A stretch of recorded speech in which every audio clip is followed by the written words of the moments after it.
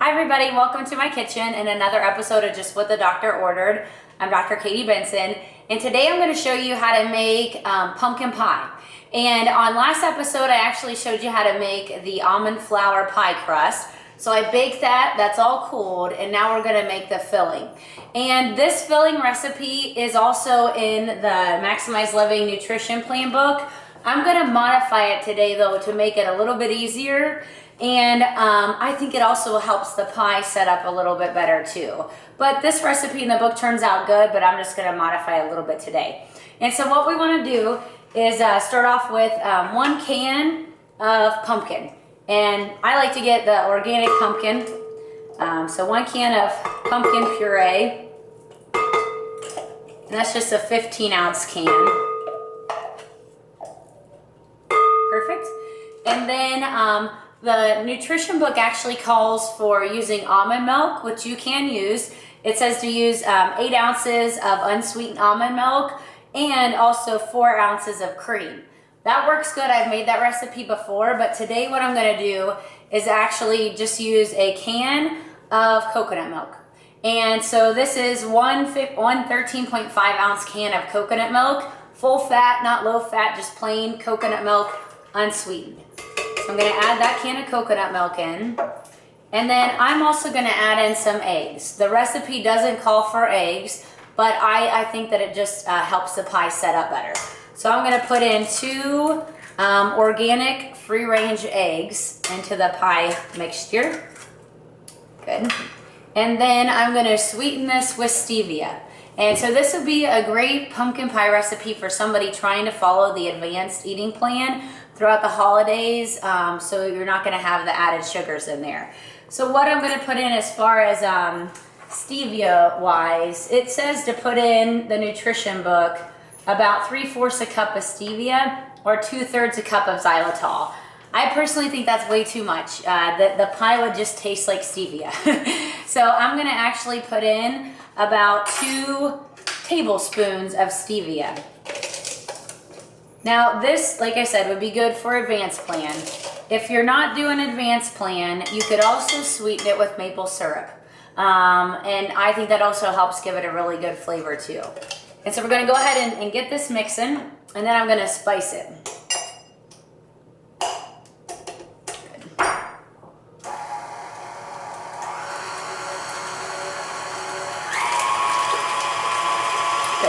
And then to the spice mixture, I'm gonna add some vanilla.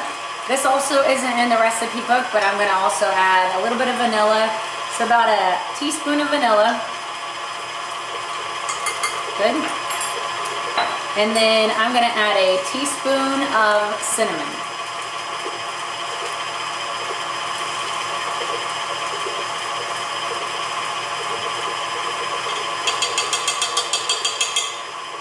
I like cinnamon. I put about a heaping teaspoon.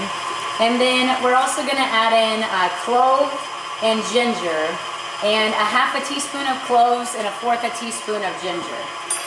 So the 1/2 teaspoon of ginger, and then a 1/4 teaspoon of cloves. And then you're also going to put in about a 1/2 teaspoon of sea salt. Yeah.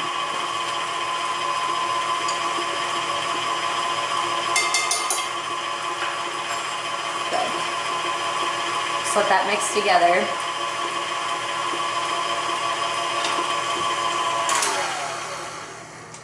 Perfect. So this just kind of shows you when it comes to baking, if you make a recipe one time in the nutrition book and maybe it doesn't turn out so well, it doesn't mean that you just don't make it again. You can modify it. So a lot of these recipes, I've been cooking them for, probably over 4 years. And I've found throughout that time frame how you can modify them, how you can make them better. But this is what helps me stick on a good eating plan, because I don't feel like I'm depriving myself of anything. Once you start following the advanced plan, you may think, oh, I cannot stick with this because I can never have dessert again, or I can never have chocolate again, or I can never eat this food again. all you have to do is find these good replacements so you still feel like you can have dessert, you can go to family get-togethers, and you're not going to be the oddball, but you can actually bring in good recipes that everybody can start to learn how to make these foods even better. And so this is our mixture, and what then I want to do is actually pour it into my pie pan bowl. I'm going to slide that right over here. Good.